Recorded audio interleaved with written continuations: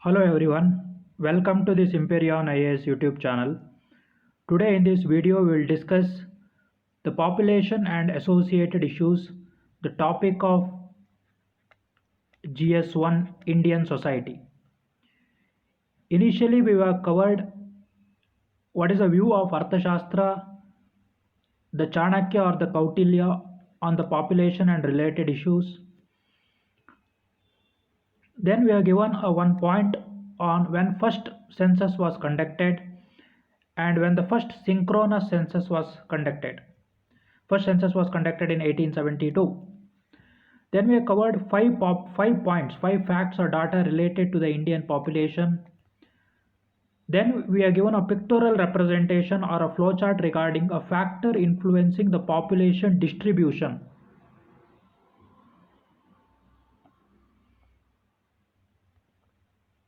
Next, we have covered the factor influencing the population distribution in detail. We are divided into geographical factors, economic factors, socio-cultural factors, demographic factors, and political factors. The next topic we have covered is factors that are influencing the population growth. We are given one pictorial diagram here and we have covered 8 points.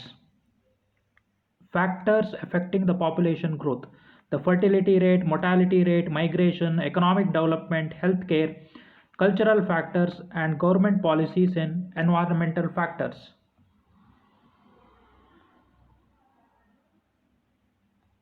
Next, we have covered 4 stages of demographic transition of India. We have covered all 4 stages. We have covered a reason for that transition. So the first phase had high mortality and high birth rate. We have covered a reason for it. We have covered reason for all the 4 stages, and we are given a pictorial representation as well.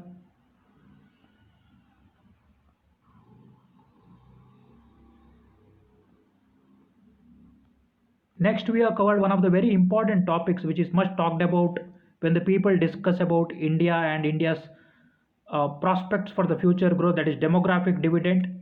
We have covered what are the ingredients of a demographic dividend: high education, high skilling, good health, policy support, etc. We have covered 4 facts regarding India's demographic dividend.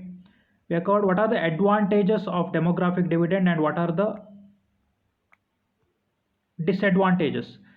When India has a high population which is educated, healthy, one of the negatives of demographic or one of the consequences is high youth unemployment. India poses a challenge of skill gap, like very less people who are graduated are employable, resource strain, health pressure on the healthcare, there is increasing inequality in the society, etc. Next, we have covered a government schemes to achieve a demographic dividend, to take the benefits of having high youth population, that is Skill India, the Make in India, Startup India, Stand Up India, Ayushman Bharat. We have covered idea behind demographic dividend. It's very important diagram. High young working age population, right education and training, skills, grooming given to them will lead to economic and industrial system with opportunities, will lead to an employment and apprenticeships or entrepreneurships, high earning job and productivity, higher consumption leading to economic prosperity. Very one of the important diagrams. And way forward, how we can make sure that we take benefits of having high youth population: skilling, job creation, healthcare investments, urban infrastructure, inclusive policies. All points are very simple. We have covered wherever necessary. We are given numerical facts to substantiate the arguments. We are given diagrams wherever necessary so that it can be explained in the pictorial format very easily.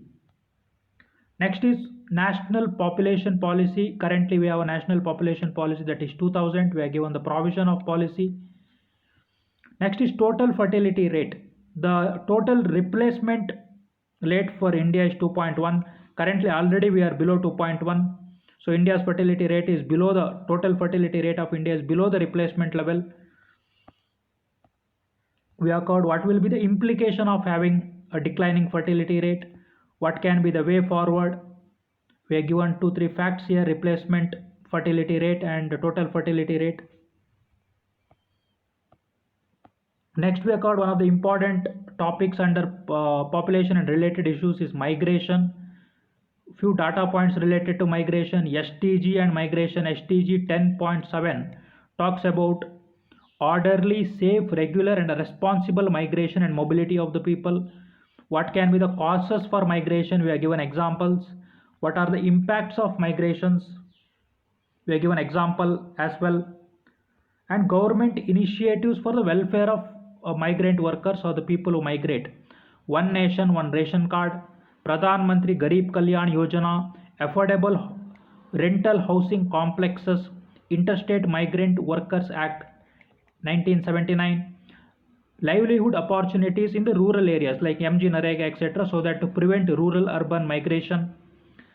And we have covered one of the important question asked in the PYQ, that is trends of labor migration within and outside India.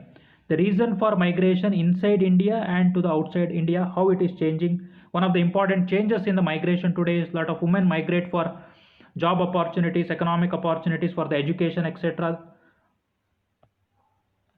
Then we are given one picture or one diagram to represent the causes of migration. Mainly migration is because of push factor and pull factor. We are given the diagram. Next, we have covered up migrant workers and challenges faced by migrant workers. They are one of the vulnerable sections. This is one of the important topic even under the vulnerable section, that is the migrant workers. So what are the challenges faced by them? 5 points we are given the conclusion. That's it in this chapter. So in this chapter we have covered, we have covered relevant topic according to syllabus. We have gone through the 43 years PYQ and whatever the relevant questions we have even covered them. Example, the population policy 2000 is asked in the PYQ. The causes of like migration, etc., is asked in the PYQ.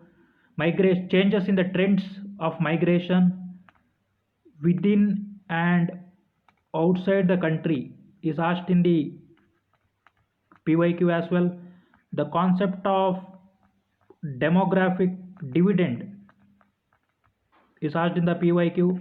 The demographic transition stages or theory with respect to India asked in the PYQ.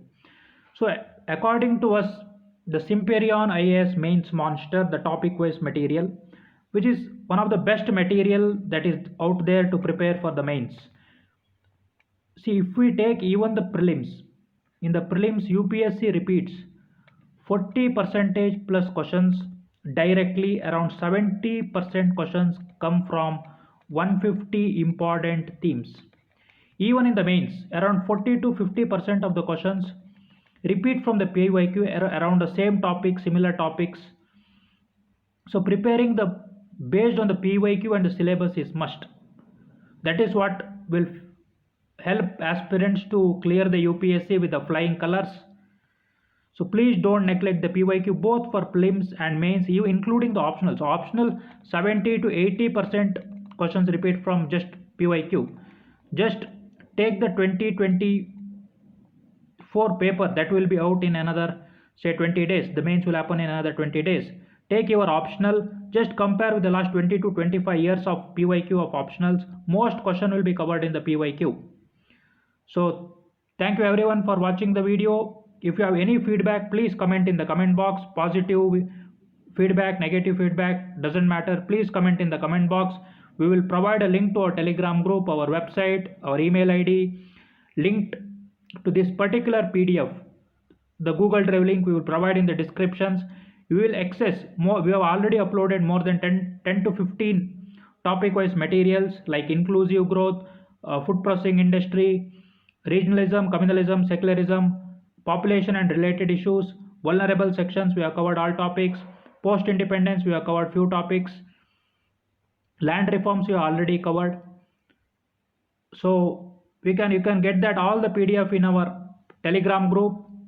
Thank you for watching the video. All the best.